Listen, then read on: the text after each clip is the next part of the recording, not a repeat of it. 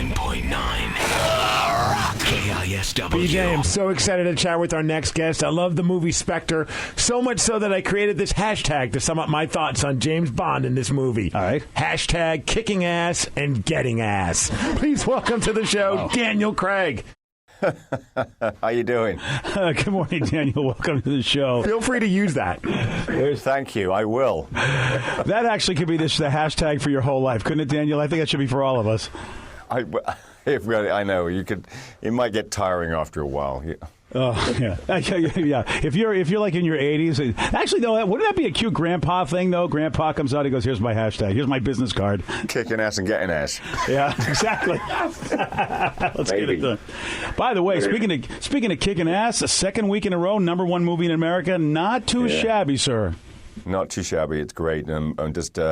I mean, we're all very proud. I mean, obviously, you kind of hope audiences are going to respond, but when they really do, it's just a joy.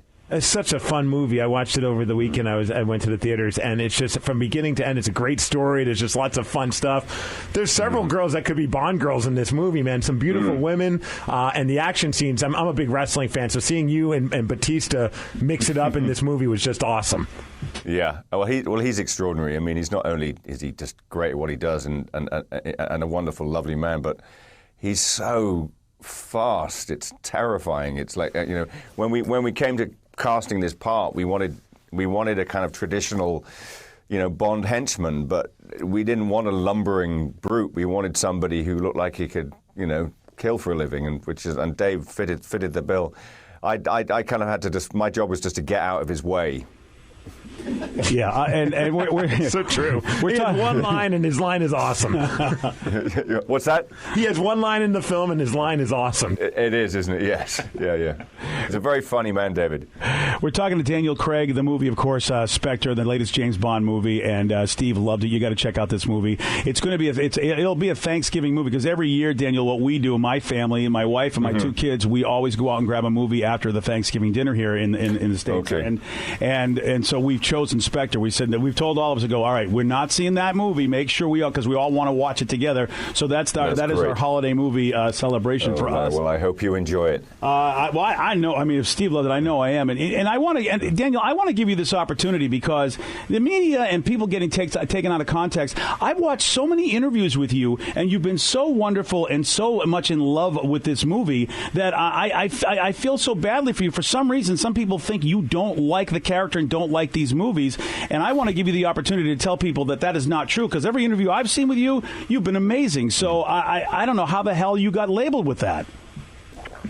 Well, I suppose my fault would be that I kind of talk straight. I mean, which is weird, I suppose, in this profession. I got asked, 2 days after I'd finished shooting, whether or not I'd do another one of these movies, and someone gave me a good analogy, which is that if you were asked 200 meters from the end of a marathon whether you'd run another marathon, you'd be fairly short and sweet about the answer, which is what I was. The truth of it is,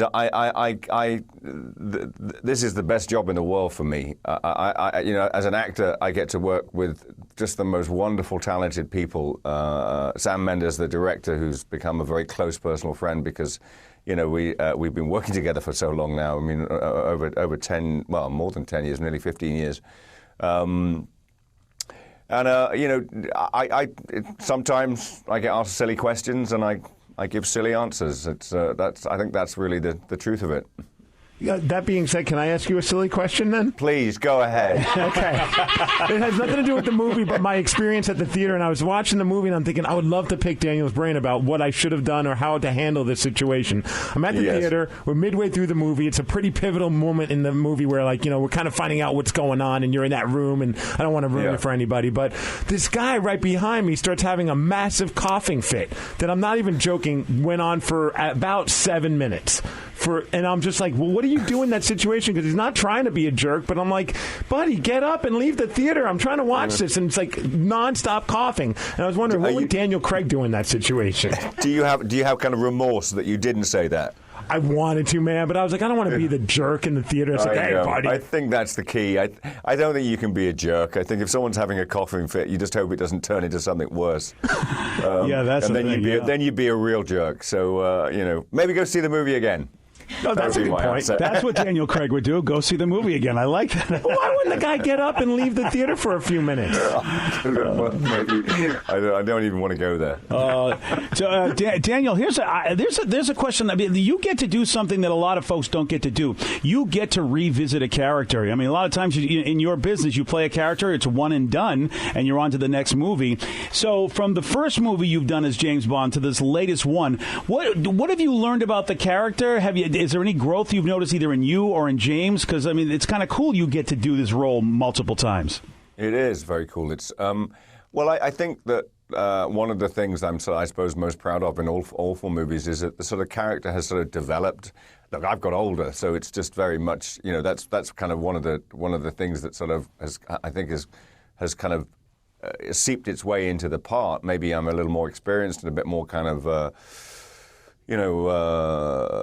I chilled about playing the part. I mean, when I first got this role, I definitely was a bit of a rabbit in headlights. It's such a sort of huge thing to take on. But as it's gone on and as the movies have gone on, I've enjoyed it more and more.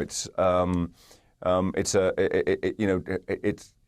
you've got to have fun with it. You've got to have I'm playing James Bond, for God's sake. It's like you've got to have as much fun as possible. But we've linked a lot of the stories together, and you don't have to have seen the other movies. But if you have, you'll notice the things we've connected, and we've tried to tie up a lot of loose ends in this film. Well, I'll tell you something, Daniel. We're very happy with the work you've done. I'm looking forward to seeing it on Thanksgiving. Steve loves it. Such a great film. And thanks so much. Thanks for all the fun that you brought with the role with these movies, because they've been fantastic, and we appreciate you. My pleasure. And thanks for spending time with us this morning. We do appreciate it. Thank you so much, guys. Thank you. BJ and Migs, mornings on The Rock, 99.9 KISW.